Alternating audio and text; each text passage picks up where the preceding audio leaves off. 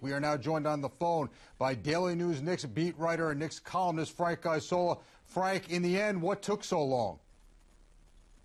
I think it did take that long, all things considered, because, on Thursday they were having the exit meetings with players, and maybe because of the weekend, it being a holiday weekend, maybe the Knicks just didn't think the timing was right. So I think if it had dragged on beyond today and tomorrow, then I think there would have been some issues. But clearly, I think, we all saw this coming.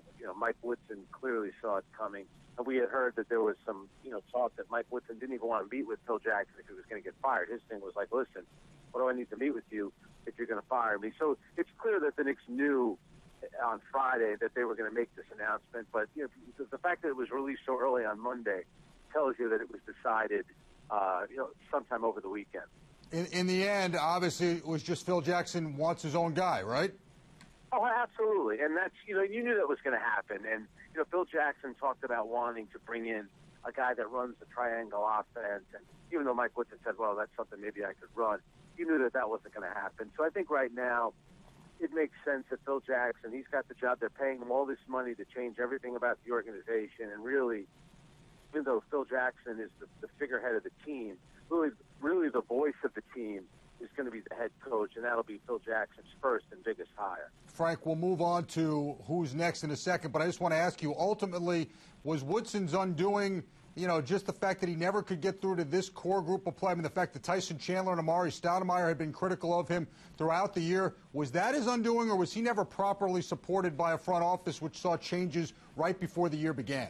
Well, I think it's everything. I think it's all those things that you mentioned, and, with the Knicks being 37-45 this year, that record wasn't good enough, and there's a lot of reasons why they did have that record. Now, injuries play a part of it, absolutely, but, there's a lot of teams that are in the playoffs with pretty good records that had injuries and were able to kind of overcome it. So I think it's a lot of things, and, I'm sure what Tyson Chandler and Amari Stoudemire said didn't help, but, who are those guys? Tyson Chandler hasn't done anything, really, for the past couple of years, so it's easy to kind of sit back and take pot shots at the head coach.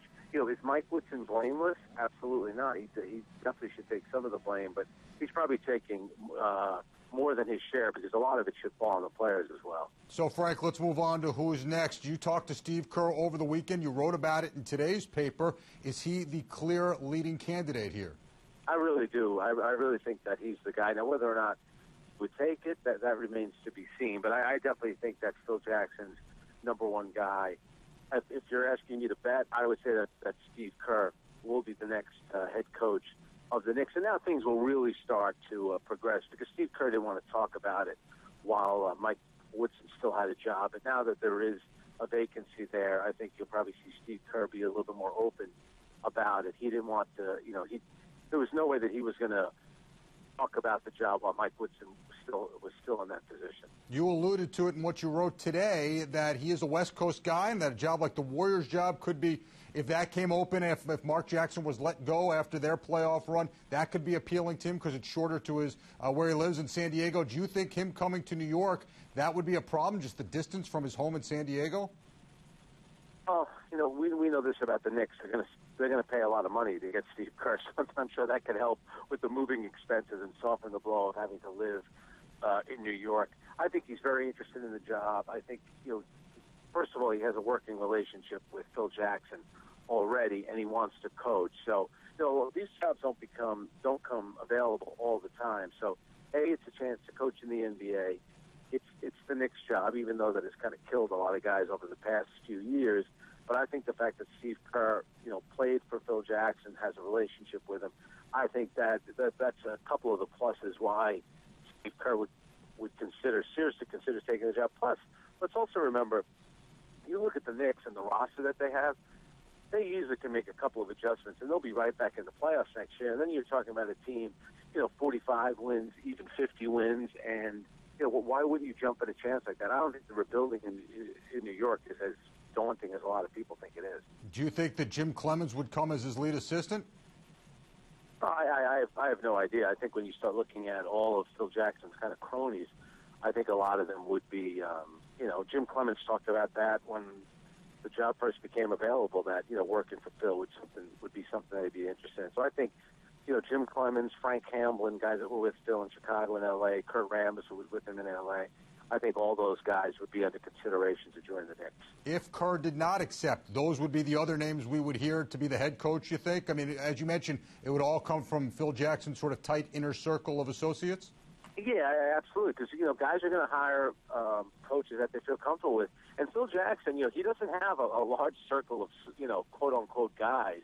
And I do think that, the people that I just mentioned, those would be some of the names. But it's not a long, extensive list, and that's why I think right now Steve Kerr is the clear favorite. Frank, Carmelo Anthony did come out sort of defending. It was played up like he defended Mike Woodson tremendously. I took it, as he was trying to say the right thing. You've been around those two guys. Is Woodson leaving going to hurt Melo or hurt the Knicks' chances of retaining Melo, or is it just all about the extra money the Knicks can give? Nah, I don't think that'll have anything to do with it. I think he was being sincere when he talked about Mike Woodson. But, it's a business, and Carmelo Anthony is going to look at it that way when it comes time for him to decide where he wants to play next season. And like you said, the Knicks can offer him the most money, and that still will be the most powerful message that the organization could send to Carmelo. But it still remains to be seen if the Knicks really want him back and if Carmelo really does want to come back. I get the sense that Carmelo wants to kind of be given a reason why he should leave. Because if he did go to a place like Chicago, they're probably a little bit further along in terms of winning a championship, and that's what Carmelo talked about. Frank, we appreciate a few minutes. I'm sure we'll be speaking to you as the day goes on. Thank you very much. Thank you. All right, Knicks beat writer and columnist Frank Isola for the Daily News. Once again, the big news, Mike Woodson and his whole coaching staff have been fired. The Knicks will now move on in a different direction as Phil Jackson continues to assert his newfound authority as president of basketball operations.